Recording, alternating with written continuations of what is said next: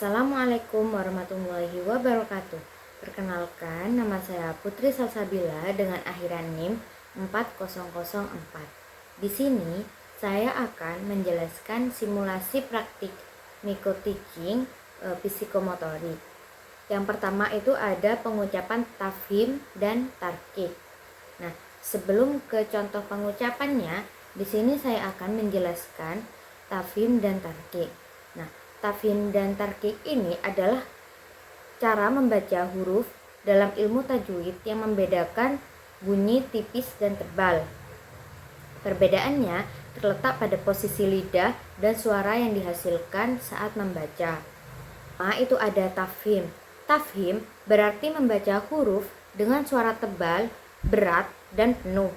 Saat pengucapannya, pangkal lidah sedikit diangkat ke arah langit-langit mulut sehingga rongga mulut terasa lebih sempit dan suara terasa lebih kuat. Contohnya pada lafaz Allahu. Allahu dibaca la tebal. Cara prakteknya itu bisa membuka mulut secukupnya. Angkat bagian belakang dan pangkal lidah ke atas mendekati langit-langit mulut. Terus keluarkan suara lebih kuat,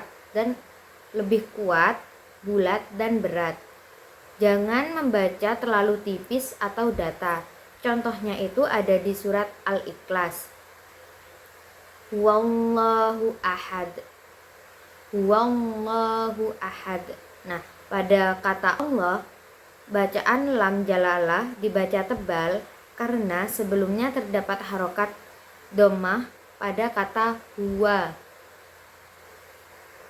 Nah, yang kedua itu ada tarkik. Nah, tarkik ini berarti membaca huruf dengan suara tipis, ringan, dan lembut.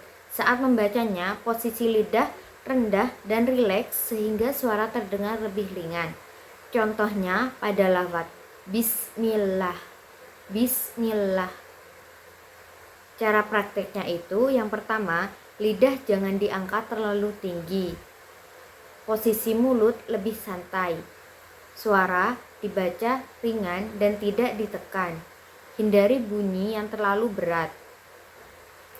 Lam jalalah pada Allah dibaca tipis karena sebelumnya terdapat harokat kasroh pada bacaan mi. Jadi perbedaan antara tarkik dan tafhim ini, jika tarkik ini bismillah halus, jika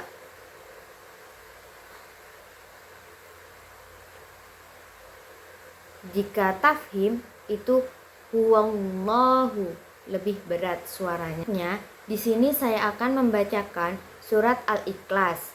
Bismillahirrahmanirrahim. Qul huwallahu ahad. Allahus samad. Lam yalid walam yulad. Walam yakul lahu kufuwan ahad. Selanjutnya di sini saya akan menjelaskan singkat mengapa lafaz lahu pada ayat keempat di surat Al-Ikhlas itu tidak termasuk dalam lam jalalah. Karena kata tersebut bukan lafaz Allah yang lengkap. Lam jalalah hanya terdapat pada kata Allah, yaitu nama Allah Subhanahu wa Ta'ala yang memiliki huruf alif, lam, dan ha. Sedangkan di surat Al-Ikhlas ini lafadznya hanya lahu. Sedangkan di lafadz surat Al-Ikhlas ini hanya lahu, hanya berarti baginya dan miliknya.